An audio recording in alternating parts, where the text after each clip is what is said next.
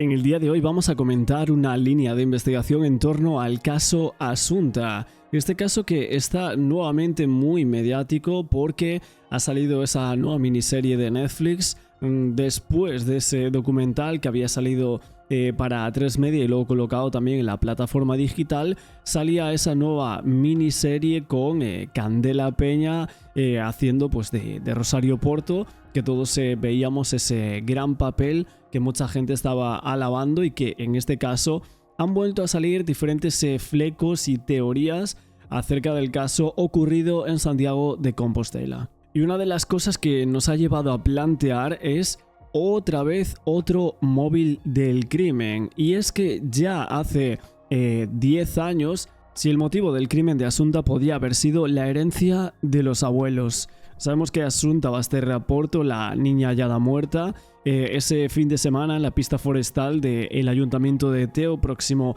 a Santiago de Compostela, pues se llegaron a investigar en aquel momento si la principal beneficiaria de la herencia era de sus abuelos maternos. Esto fue algo que ya salió hace muchísimo tiempo, era una línea de investigación que se estudiaba de si esa herencia podía haber sido el causante del motivo del crimen, porque los abuelos murieron con apenas un año de diferencia.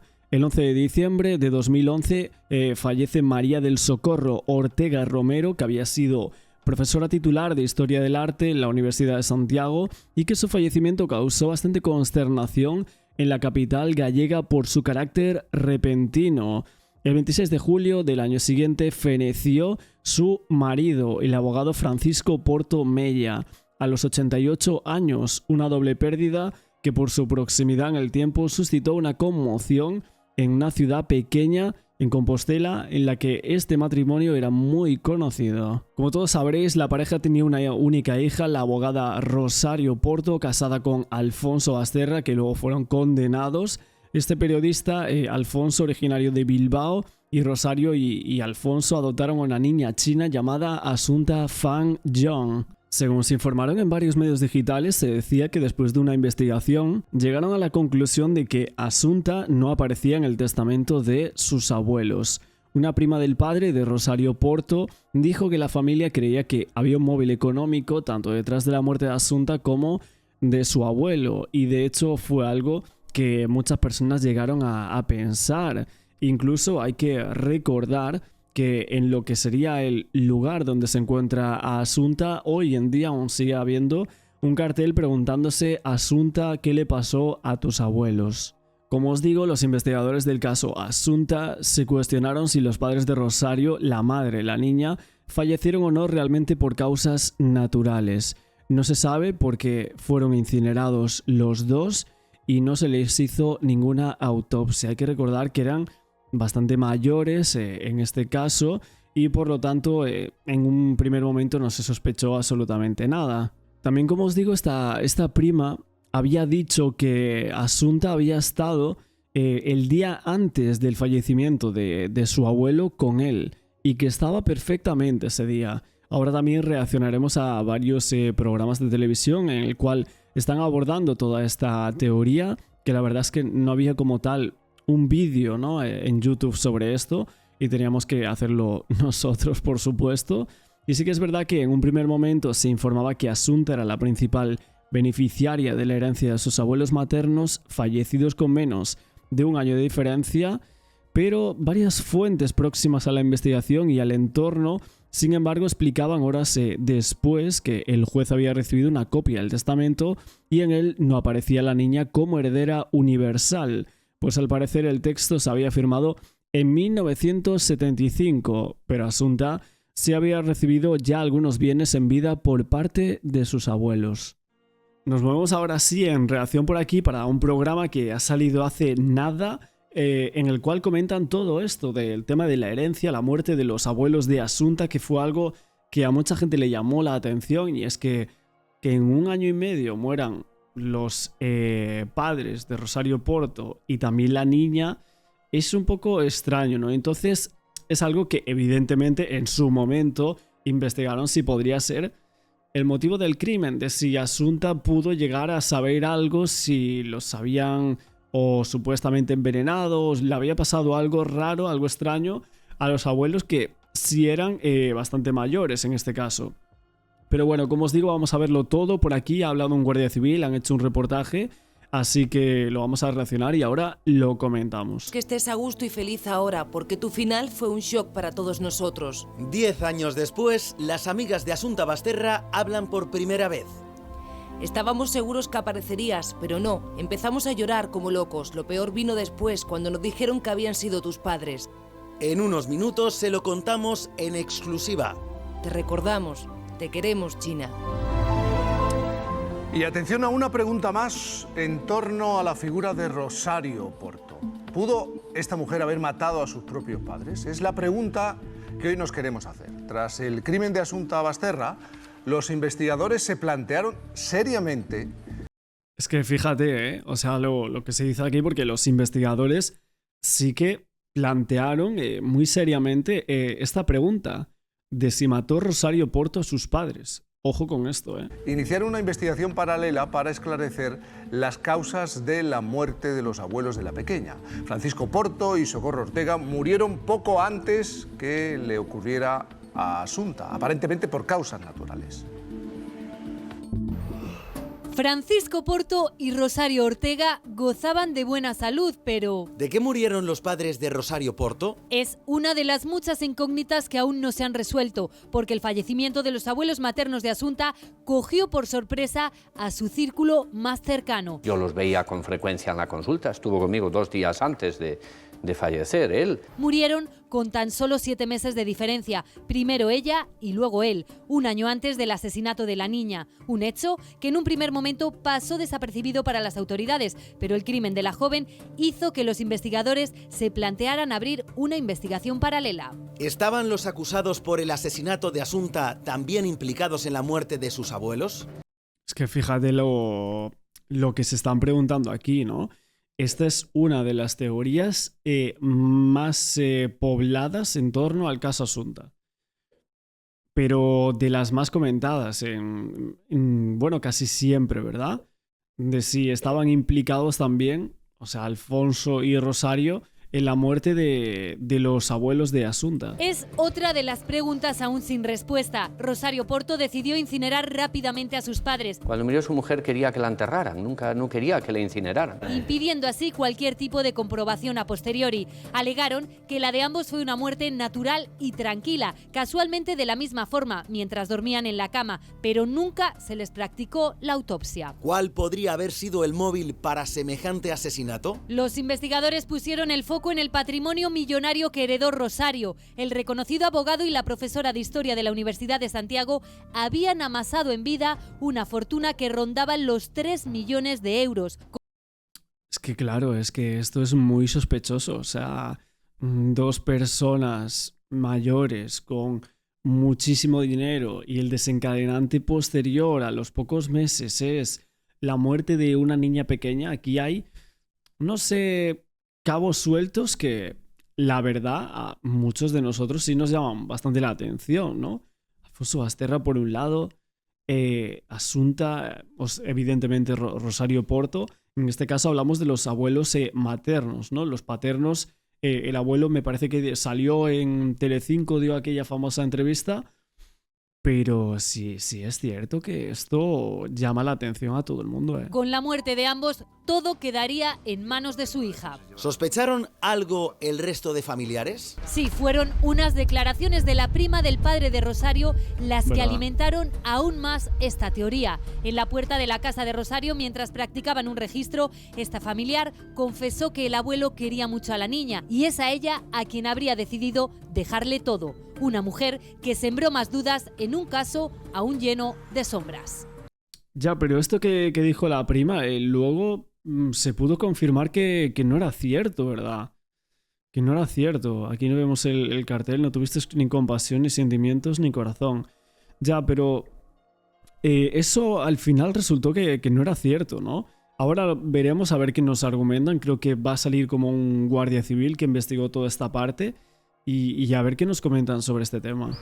Claro, Ángel, esta es una pregunta que va en paralelo, una historia que va en paralelo con el caso que estamos abordando en estos últimos días. Y muy bien traída porque se llegó a investigar. Se investigó. Sí, y además yo estaba el día que habló esa familiar en la puerta de la casa y dijo eso, con lo cual nos quedamos todos como muy sorprendidos. Pero pudimos confirmar con los investigadores que descartaron por completo que hubiera tenido algún tipo de incidencia en la muerte de sus padres. ¿Por qué? A ver, sí, los cuerpos fueron incinerados, efectivamente. Sí, no se les practicó la autopsia. Sí, murieron con un margen de entre 8 meses, el padre y la madre. Y sí, no le habían dejado la herencia a Asunta, eso es lo principal. Se encontró un documento y pudieron confirmar, a pesar de lo que decía, había rumorología de que habían podido dejar gran parte de la herencia a Asunta y que por eso querían matar a Asunta, matan a los abuelos, luego matan a Asunta y entonces la herencia pasa a ellos directamente, a Rosario Porto. Pero primero, Rosario Porto no... Claro, pero no podía ser que a lo mejor los abuelos en algún momento dijeran de vamos a cambiar ese testamento que tenemos en el 1975, que es por lo cual los investigadores descartan esta teoría, pero digo yo, no puede ser que a lo mejor hablaran, ¿no? Ese tipo de cosas que hacemos hablamos de vamos a cambiar el testamento, que no tenemos a la niña, ¿no? Y a lo mejor, pues, no sé, llegó a oídos de ciertas personas, pues, esas cosas, o incluso se lo dijeron a ellos, ¿no? Entonces, ahí yo creo que sí que habría que también investigar o preguntar sobre eso ya en su momento. Ahora me parece que bastante complicado, ¿no? No necesitaba ni un solo duro de esa herencia porque tenía dinero de sobra y segundo, sobre todo, Asunta... Bueno, ya, pero cuando tienes dinero también quieres más, ¿no? Cuanto más dinero tienes, más quieres. No heredaba prácticamente nada de esa herencia. Luego, por lo tanto, no había móvil para el asesinato de los padres. Bueno. Eso, desde luego. Tampoco había móvil para el asesinato de su hija. No hay un móvil demostrable a nivel económico, Sí, claro. pero vamos a ver, mató a sus padres. Mi planteamiento es, ¿por qué no? El mejor predictor de la conducta humana es la conducta previa. ¿Pudo haberlo hecho antes? Por supuesto. Por poder, sí. ¿Mató a Ana Julia Quezada a un niño antes que a Gabriel? Puede ser. Vamos a ver, una persona egocéntrica, una persona caprichosa y una persona muy autorreferenciada. Siempre es ella el centro de su mundo. Los demás importan muy poco. Capaz de justificar lo más execrable en base a ¿qué? A que soy víctima y a que todos los demás me tienen en una posición en la que soy una incomprendida. Porque no me puedo deshacer de algo. Sí, pero te has puesto desde como el capricho. ejemplo Claro el que asesinato de 2 niños. Aquí el perfil de las víctimas es completamente diferente. Lo que Eso me para molesta, empezar. lo que me estorba. Eso son mayores, adultos los padres y el otro Yo son fui mayores. muy crítico con el juez Taín, buen amigo mío, con la incineración tan rápida de los cuerpos de los padres. Fui muy crítico y fui crítico en público. Porque efectivamente, como ha dicho Ángel, no había ningún precedente sospechoso de... Pero 2 padres que mueren en esas circunstancias con tal... yo hubiera conservado el cuerpo. ¿Por qué? Un análisis toxicológico, un análisis tal... Y no quiero decir con esto, porque yo creo que Rosario Porto no tenía suficiente coraje como personalidad como para tramar ella sola, desde luego, la muerte de los 2 padres. Muy complicado. Esto no es fácil. Matar a la gente no es fácil. No vas por la calle, ¡pum!, te mato, te echo una sustancia. ¿Qué sustancia? Entonces fui muy crítico con él. Luego el juez y yo hablamos mucho de esto en varios platós y él dijo que los forenses le habían asegurado que no había ningún indicio de criminalidad en la muerte de ambos padres. Bueno, ni la Guardia Civil lo encontró. Pero a ver, la sospecha... Bueno, pero es que tampoco se hizo ninguna autopsia, ¿no? A los padres de Rosario. Yo, leyendo un poco lo que salía en aquel momento, se decía eso, que nunca se le había practicado ninguna autopsia, si es que no se podía. Entonces, lo que está diciendo aquí el Cabrera tampoco viene mucho al caso, ¿no? Sí, en un primer momento, y como bien, mejor que el doctor Cabrera no lo sabe nadie, en un primer momento, en un primer vistazo, no hay algo de fondo, un ruido de fondo que nos hace indicar que puedan tener una muerte violenta, pues son personas mayores, bueno, han muerto sin hacerle un estudio, es extraño, un segundo, sin hacer... Pregunta, Cabrera, ¿el lorazepam es violento? No había... ¿El lorazepam es violento? Escucha, déjame terminar, es que no he terminado, un segundito. Es que lo que estoy diciendo es que no había un backstage violento que pudiera hacer indicar que esas personas eran susceptibles de ser asesinadas. Eran personas mayores, que supuestamente no tenían enemigos, que la relación con su hija nadie sabía si era buena o mala, pues los forenses a simple vista dijeron, bueno, pues es una muerte natural y no hacemos autopsia. Muy mal por la parte, como dice el doctor Cabrera, y estoy con él, porque en un primer momento, en la primera muerte, vale, pero si luego su mujer se muere a los 8 meses en la misma circunstancia, hombre, es su mujer, ha muerto, vamos a ver qué pasa aquí. Pues se lo vamos a preguntar a Arturo Marcos, es teniente coronel de la Guardia Civil, el que dirigió además la investigación del caso. Luego tenemos ya con nosotros. Muy buenos días. Es la pregunta que nos planteamos aquí, ¿pudo matar Rosario Porto a sus padres? Hola, buenos días. Bueno, pues por poder evidentemente pudo, pero vamos, nosotros investigamos la muerte de la niña, de Asunta. Evidentemente se barajan todas las posibles hipótesis y se estudia el entorno y bueno, se barajan los antecedentes, se valoran un montón de cosas y sí que vemos que las fechas pues fueron anteriores a la muerte de la niña, no con mucha diferencia, pero bueno, eran personas mayores que pudieron morir de manera natural y nadie aportó ninguna conclusión en contra de eso en el momento en el que fallecieron. No se les hizo autopsia, no se pudo extraer ningún otro tipo de dato, entonces nosotros, sin que tampoco hubiera un móvil, ya que la herencia no iba dirigida a la niña, no pudimos concluir ni continuamos con esa línea de investigación porque no consideramos que pudiéramos llegar a un resultado concluyente. Pero hubo análisis. Buenos días. Bueno, lo que viene a decir aquí el teniente coronel de la Guardia Civil es que investigaron por esa parte, lo tuvieron en cuenta, pero que tampoco vieron que pudiese ser el móvil de lo que sería posteriormente el caso Asunta, pero es que estamos hablando de unas muertes repentinas, los dos en la cama, al parecer, los dos abuelos, con una diferencia de unos meses muy corta, y luego a los meses se muere la niña, o sea, si es que casi no hay respiro. Buenos días, mi teniente coronel. ¿Hubo análisis toxicológico, perdone que le pregunte, en la muerte de ambos padres? ¿Lo recuerda o no lo recuerda? No, es que yo no lo sé. ¿Si hubo algún análisis toxicológico? No lo recuerdo, creo que no. Creo que es que no se hizo ningún tipo de autopsia. Simplemente se hizo levantamiento del cadáver, como en otras muertes naturales, y no hubo ningún análisis mayor. Es que, en cualquier caso, teniente coronel, soy Ángel Moya, ¿no habría ningún móvil para el asesinato de esas personas?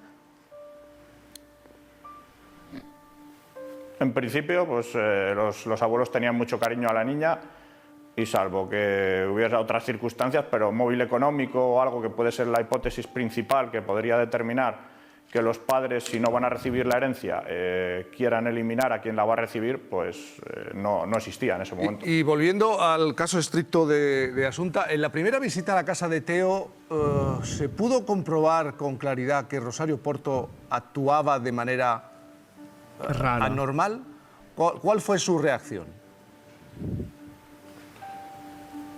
Sí, la primera reacción de la noche en la que nosotros acompañamos, bueno, los agentes, parte de los agentes que participaron en el dispositivo acompañaron a los padres a la vivienda de Teo, pues en el momento en el que se abre la puerta, la reacción de la madre fue sorpresiva y salió corriendo hacia el interior de la vivienda. Y bueno, se dirigió a la parte superior, donde posteriormente, cuando se hizo la inspección ocular, pues se encontraba la papelera con restos de cuerdas, una mascarilla y pañuelos con los que podría haber ocurrido algo en esa habitación. Bueno, pues esto es más o menos lo mismo de lo que vimos en la serie, ¿no? También, que mucha gente estará entrando para ver estos vídeos y lo que se ve en la serie o el documental es básicamente ese recorrido, ¿no? De que entran la primera vez en la casa, ¿no? Con el juez y los investigadores de la Guardia Civil y en ese caso, pues ahí como que Rosario Porto va corriendo, dice vaya al baño, ¿no? Eso es lo que se dice también en la serie y aquí lo está relatando el teniente de coronel, ¿no? Pues en ese caso a mí es que me parece súper raro, o sea, ellos van a denunciar la desaparición, ellos mismos los que cometen el supuesto crimen de su hija, y la primera vez que van a la casa se acuerda de que tenía ahí las cuerdas, el pañuelo y la mascarilla que habían utilizado en la misma habitación donde encuentran todo eso, es que es algo totalmente surrealista, que puede ser, pues por poder puede ser así, la verdad.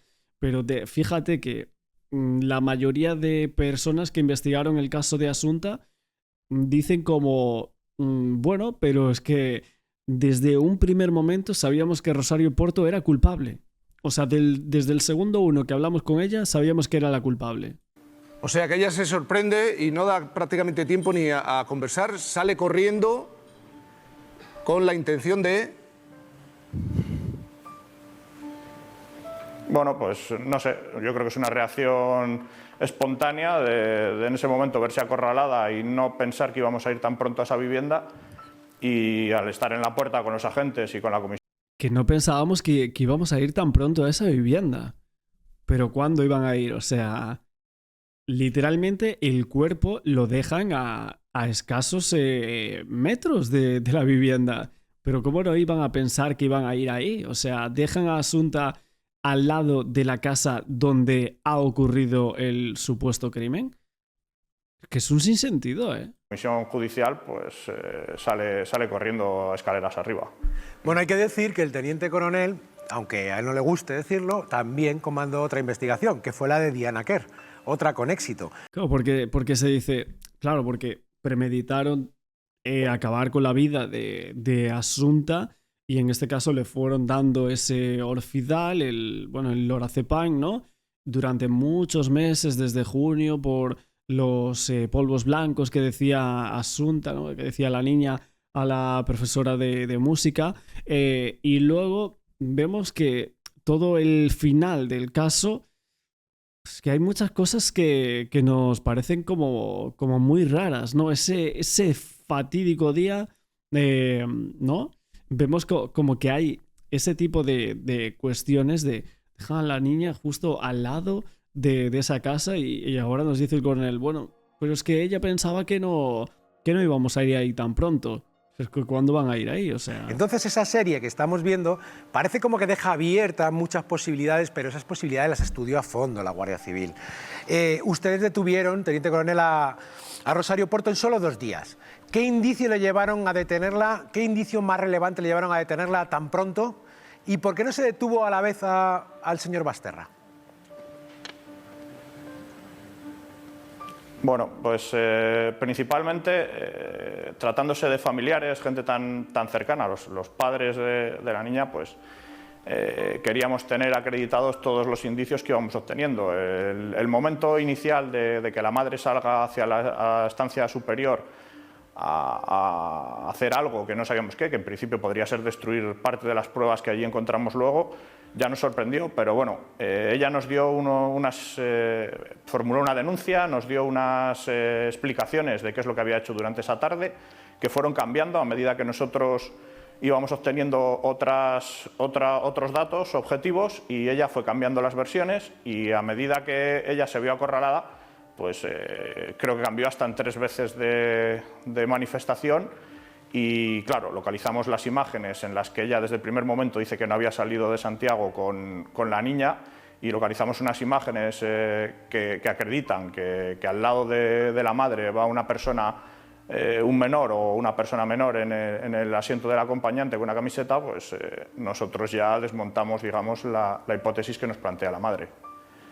Con respecto a la otra pregunta de por qué detenemos más tarde al padre, pues porque hasta ese momento no habíamos encontrado ningún indicio en contra del padre. Sí que teníamos la sospecha de que podía haber participado, y finalmente lo que nos determina el momento en el que detenemos al padre es que obtenemos varios testimonios en los que nos relatan que la niña en diversas actividades a las que acudía, pues que se encontraba mareada, se encontraba mal, es decir, que podía estar ya bajo unos síntomas de sustancias como pueden ser las que le habían diazepam, orfidal, que le habían suministrado en ocasiones, y que quien va a recogerla a esas actividades es el padre. En el mismo punto, pues en esa línea también obtenemos que durante el análisis del cuerpo de la niña se obtiene que la ingesta de la cantidad de orfidal que se obtuvo el día de la muerte se realiza en un determinado horario. En ese determinado horario nosotros concluimos, bueno, se acredita por manifestación. Que estaba con su padre, o sea, que estaba con Alfonso Basterra en ese horario, en esa franja.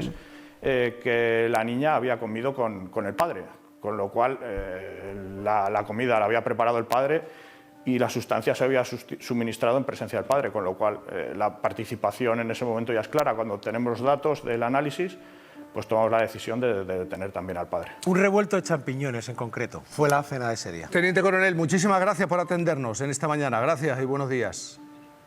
Ana. El gran cabo suelto de la investigación es el motivo y es precisamente la herencia de Rosario Porto, valorada en 3 millones de euros, la que se barajó como ese motivo principal. Ya, pero es que tampoco la herencia millonaria de Rosario Porto al final se dice que gran parte fue para el abogado, otro fue para una amiga suya, lo de la casa de Teo también, que no la consiguen vender por nada del mundo, o sea que va a ser bastante complicado. De hecho, nosotros pensábamos que allí vivía gente, pero parece que en absoluto. Estaba compuesta por 4 propiedades, obras de arte, dinero y también joyas. Tras su muerte, la heredera inesperada fue María Teresa San Pedro Portas, apodada como la Nena, una amiga de su madre y su única incondicional tanto durante el juicio como en su condena. Y tras su muerte, Rosario también dejó varias joyas a sus abogados, aunque estos las rechazaron, y parte del dinero se repartió entre distintas organizaciones benéficas. Bueno, eso sí que me parece bien, la verdad, ¿eh? Lo de que se repartiera por organizaciones benéficas y demás, aparte el abogado, que aquí lo vemos, no quiso absolutamente nada de la herencia de Rosario. Rosario Porto era hija única, pertenecía a una familia conocida en Galicia con una buena posición económica. Cuando sus padres fallecen, Rosario se queda con un elevado patrimonio, unos 3 millones de euros, dinero en metálico, joyas y obras de arte valoradas en $500,000 euros y 4 viviendas. Una de ellas era su casa habitual en el ensanche de Santiago de Compostela, también el chalet de Montouto, en Teo, escenario del crimen de su hija, y otros 2 pisos heredados de su padre y de su madre. Antes de que se celebrara el juicio, Rosario Porto preparó el testamento. En él aparecía el nombre de María Teresa San Pedro Portas, a la que apodaba como la Nena.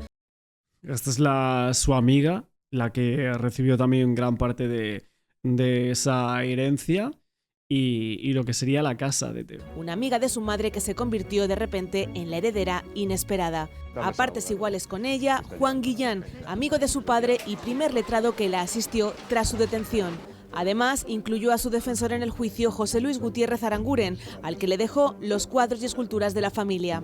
Pero ambos abogados decidieron renunciar a la parte que les tocaba, por lo que toda la herencia pasó a manos de la amiga de la infancia. También en el documento se legaban las joyas a una prima lejana y a 2 presas de apoyo que había tenido en Alhama y Teiseiro. Rosario Porto solicitó también a su heredera que una parte del dinero recibido se donara a 3 organizaciones benéficas, pero dejó también otro tipo de herencia. Pidió a su abogado que todos los años publicase una esquela en honor a Asunta. Hablamos de la herencia, pero... La verdad es que tremendo, ¿eh? Todo este caso se habló mucho de todo esto de la herencia millonaria de Rosario Porto, aparte de, evidentemente, de la de los padres de Rosario, pero sí que es cierto que el caso Asunta viene como esas teorías de los abuelos, de que estaba todo planificado por los millones que tenían y demás. Yo no sé vosotros qué opináis de todo esto, la huella que deja un poco todo este crimen y las suposiciones que aún se siguen haciendo a día de hoy. ¿Creéis que o pensáis que ese sería uno de los motivos, el dinero que pensaron como que tendría que quedar si pasaba algo? No lo sé, es que al final... son muchas cosas. Un detalle, ¿por qué los abogados decidieron rechazar esa parte de la herencia? Quedaba feo, eso Claro, es un horror. claro, Eso es. claro. Es una cuestión Eso es algo ética. como maldito, Una ¿no? cuestión ética. Es una cuestión ética profesional, que tú has defendido a una persona y has cobrado unos honorarios por ello y no debes traspasar la parte personal, la parte más íntima de recibir una herencia que pueda dar a entender que tienes otro tipo de relación que no sea la profesional. Yo no estoy de acuerdo en muchas de las apreciaciones que hace Aranguren, el abogado, en cuanto a ella. Yo le veo un poco influenciado por la relación que tuvo con ella, movido por esa compasión manipuladora de ella en la intimidad. No estoy de acuerdo con algunas apreciaciones, como decía, pero nunca me he dudado al revés de su exquisita profesionalidad. Es un tipo que además, ella lo decía aquí en este programa el otro día, él defendía a algunas presas compañeras de Rosario Porto, pero no lo hacía gratis. Era Rosario quien pagaba esa defensa. Él cobraba... Ya, es que también es cierto que Aranguren sí que defiende su inocencia siempre, ¿no? Defiende la inocencia de Rosario Porto y no sé, él tendrá muchas cosas en las cuales no encaja, ¿no? Como lo de la prueba del esperma, que no tenía ningún tipo de sentido. No sé, como muchos cabos sueltos en el caso, lo de las cuerdas y otras cosas que él manifiesta, ¿no? En muchas de sus intervenciones. Pero aún así, yo creo que evidentemente ellos saben lo que pasó. Si no fueron los culpables, saben perfectamente qué es lo que pasó con Asunta. Por lo tanto, para mí eso queda ahí y yo no creo que se sepa nunca nada más de lo que pasó con ella. Y yo creo que si son culpables, no sé si en su totalidad, no sé si hubo terceras personas. Evidentemente sí la hubo porque el ordenador no se puso allí solo. Por lo tanto, alguien lo tuvo que poner. ¿Quién es ese alguien? Una persona que ayudaba a ellos cuando aún no se sabía si eran los culpables y todo eso. Pues alguien de su familia, alguien cercano a ellos. Bueno, pues pudo ser alguien de alguna persona así. Y a lo mejor no tuvo absolutamente nada que ver y sí fueron ellos los que acabaron con la vida de forma premeditada de la niña. Hasta ahí yo creo que es todo lo que mucha gente piensa. Yo no sé, vosotros también qué opináis de eso. ¿Vosotros creéis 100% culpables a los dos padres? Porque hasta el momento de hoy no se sabe realmente cómo fueron los hechos. O sea, se sabe gran parte gracias a la autopsia, que fue por una asfixia, etcétera. Pero hay muchos cabos sueltos, ¿no? ¿Dónde se produce? ¿De qué forma? ¿Estaba Alfonso Basterra allí o no? ¿Hay alguna forma de probar que Alfonso Basterra iba en ese coche? ¿Alguien lo vio? Los testigos solo ven a Rosario Porto. Es complicado, hay muchos flecos en realidad, ¿eh? Cobraba por su trabajo, ni un euro más. Pero precisamente de hecho, hay un dato revelador, perdona Patri, hay un dato revelador en esta historia también, que es que Aranguren lo ha revelado recientemente, de hecho, que no lo sabíamos. Todos pensábamos que Rosario Porto era la que llamaba a los periódicos para poner esa esquela cada aniversario de la muerte o del crimen, ¿no? Todos los años. Pues era el señor Aranguren quien lo hacía por ella. Es decir, se le quedó dicho a Rosario Porto que por favor todos los años no dejase nunca de publicar esa esquela en esos periódicos, en honor de palabras de su hija. La prueba concluyente de esto es forense. La analítica en sangre de esta niña dio 50 veces el nivel terapéutico del lorazepam. Y en la autopsia había estigmas de sofocación en la cara. Por lo tanto, blanco y en botella. No había dudas. Que luego todos pensemos, quizá pues, se suicida la madre, el padre, bla, bla, bla.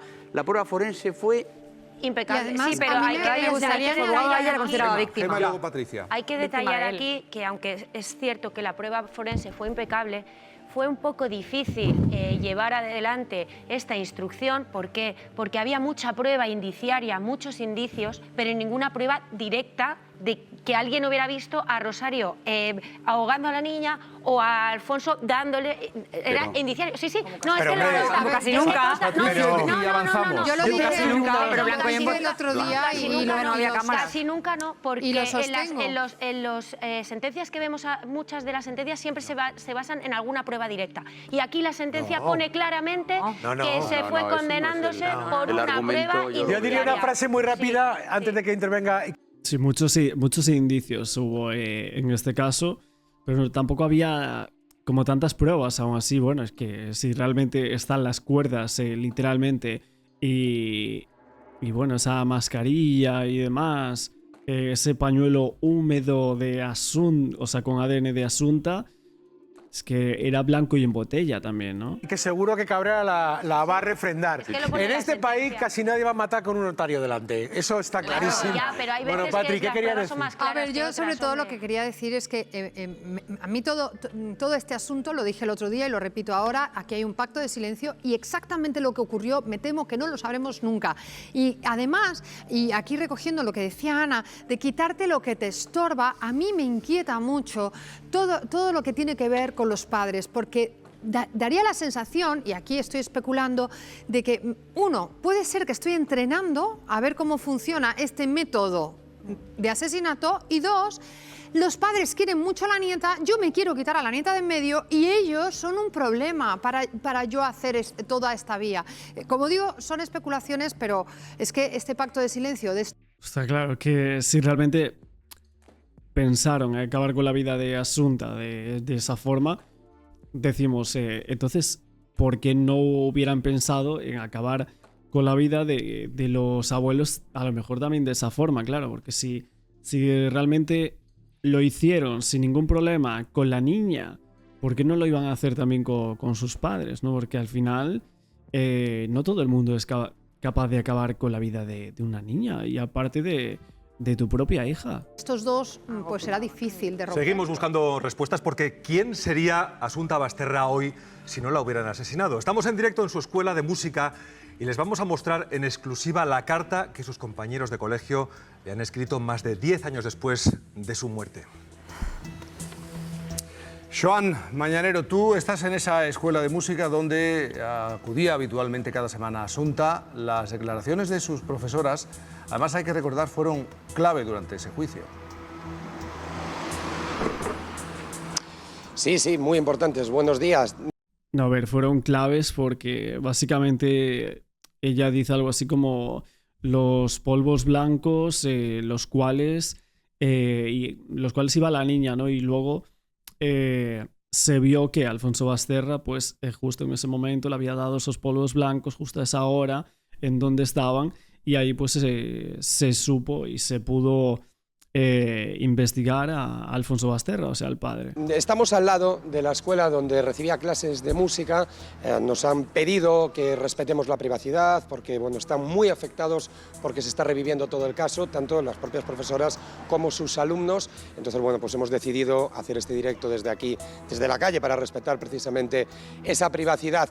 Y dicho esto, efectivamente han sido unos testimonios muy importantes, porque ellas, en cuanto se enteraron, desgraciadamente, de que había aparecido el cadáver de la niña, pues no dudaron en comunicarle a la Guardia Civil que notaron a Asunta pues en varias ocasiones con un estado que no se correspondía al suyo habitual, la notaron más dormida, e incluso hay el relato de un día en el que la niña no es capaz de hacer los ejercicios que eran fáciles.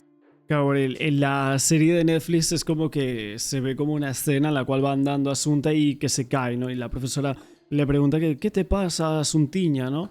Y ahí pues se hace como todo el relato de que la estaban intentando drogar, etcétera, para posteriormente acabar con su vida. Esto es el relato oficial de los hechos, del caso.